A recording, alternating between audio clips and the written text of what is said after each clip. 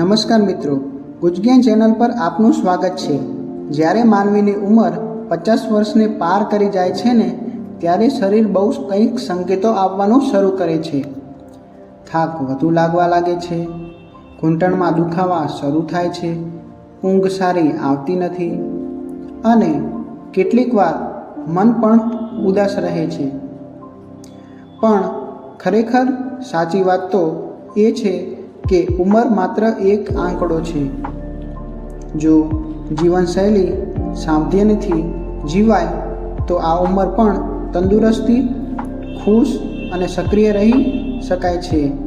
તે પહેલાં મિત્રો, ચેનલને સબસ્ક્રાઈબ અને કોમેન્ટમાં જય દ્વારકાધીશ લખવાનું જરાય ન ભૂલશો। હવે મિત્રો, પહેલી વાત કરીએ તો સવારે વહેલા ઉઠવાનું શરૂ કરો। મિત્રો, ઉગતા સૂર્ય સાથે સવારે થોડું તાજું હવા શ્વાસમાં લો, પછી હળવી કસરત કે વોકિંગ કરો। દરેક દિવસની શરૂઆત એક સકારાત્મક ઉર્જા સાથે થાય એ ખૂબ અગત્યનું છે। શરીરને ચાલતું રાખશો તો જ સંયમિત અને સ્વસ્થ રહેશે।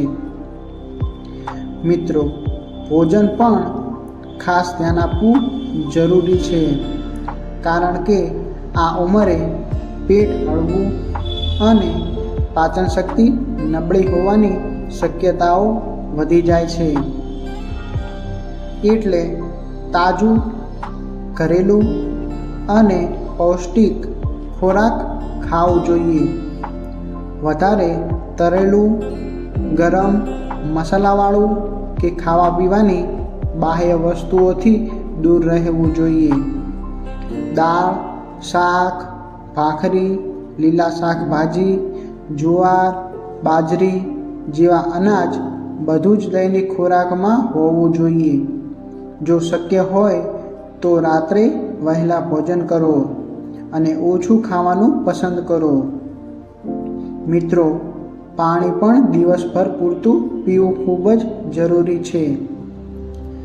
ઉંમર વધતી હોય તો શરીરમાં પાણીની જરૂરિયાત જાણે ઓછી લાગે, પણ હકીકતમાં અંદરથી તંદુરસ્ત રહેવા માટે હાઇડ્રેટ રહેવું જરૂરી છે। મિત્રો, ચા કે કોફી વધુ ન પીવી જોઈએ। એ પણ પાણીની જગ્યા લે છે અને શરીરને ઉલટું ડિહાઇડ્રેટ કરે છે। મનની શાંતિ માટે પણ થોડો સમય રોજ પોતાને આપો। ભલે તો 10 મિનિટ ધ્યાન કરો, શ્વાસ ઉપર ધ્યાન કેન્દ્રિત કરો। મનોવ્યથાઓ અને તણાવ અને ઉદાસીનતા એ બધાથી થોડી રાહત મળશે। મિત્રો, દરરોજ થોડું સ્મિત પણ કરો। મિત્રો સાથે વાત કરો, સાંજના સમયે વોકિંગ પર જાઓ। આ બધું તમારા મન પ્રસન્ન રાખશે। ડૉક્ટરની નિયમિત તપાસ પણ અવશ્ય જ રાખો। બ્લડ પ્રેશર, શુગર, કોલેસ્ટેરોલ આ બધું સમયસર ચેક કરાવવાથી કોઈ મોટી બીમારી આગળ વધતી અટકાવી શકાય છે। દવા ચાલતી હોય તો સમયસર લેવી, છતાં જે સંભાળ આપવાથી બને એ જીવનશૈલીમાં બદલાવ લાવીને અવશ્ય લેવી જોઈએ। મિત્રો, અને છેલ્લે વાત કરીએ તો ઉંમર વધી છે એનો અર્થ એ નથી કે જીવન ઓછું મજેદાર થઈ ગયું છે।